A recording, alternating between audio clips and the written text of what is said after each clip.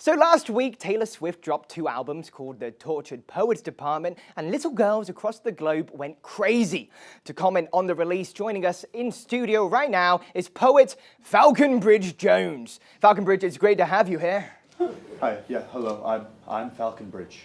Okay, cool. So tell me, have you listened to the 2 albums? It's honestly quite impressive for an artist to release 30 songs at once. Yes, I listened to it, and tortured? I mean, tortured isn't the word I'd use to describe it. Well, I believe it's just a metaphor for how she mentally feels.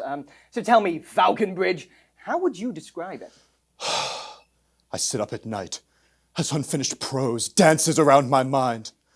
I lay in bed, my tormented soul screaming for time to complete the stride of my quill.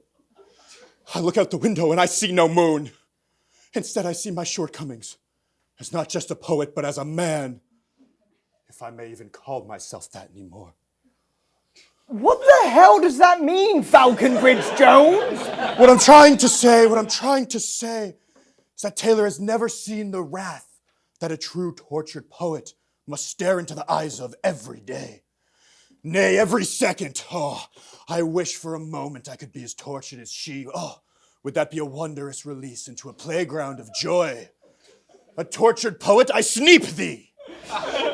Falconbridge Jones, what is a true tortured poet then? Because Taylor has been through a lot, like breaking up with Joe Jonas, or breaking up with John Mayer, or breaking up with Harry Styles, or breaking up with... Please, Mr. Dupalake, you mustn't go any further. But there's 9 more boyfriends, Falconbridge Jones! I do not care, I beseech thee!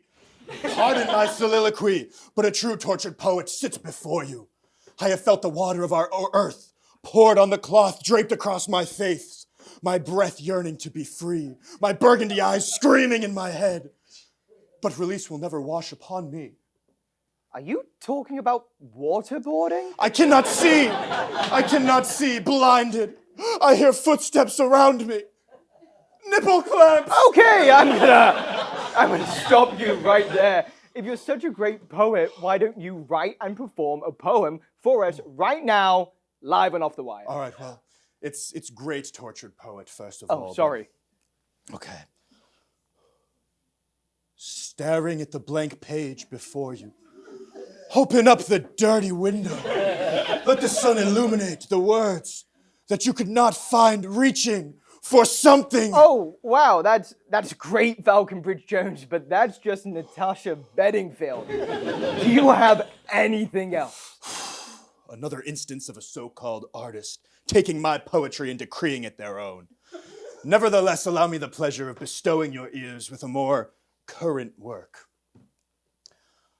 I wake up and I go to the park and I look around and I see the sun and I see it with my eyes, and it illuminates the ducks, and I feed them. Yeah. I'm sorry, that's all I've got. Actually, can I ask a favor of you?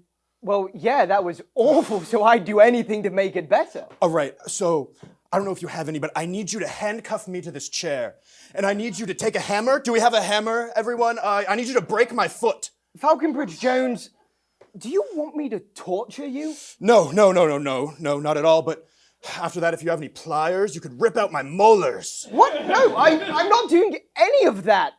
On this show, at least. All right, can you tar and feather me? No! Can you give me some poetry? Harvey, I can't do poetry without being tortured. What the hell does that mean, Falconbridge Jones? Can you at least slap me in the face? I mean, I can take it.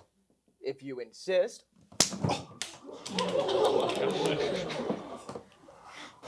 I see it! Amongst the throes of life!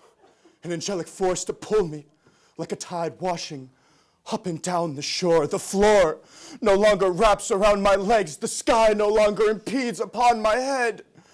Ahead, the dreariness parts, and developing my soul is the warmth of a heart, as if a sweet red nourishes my lips with floral undertones and hummingbirds peck on my bark. Oh, to be loved. Thank you. Wow.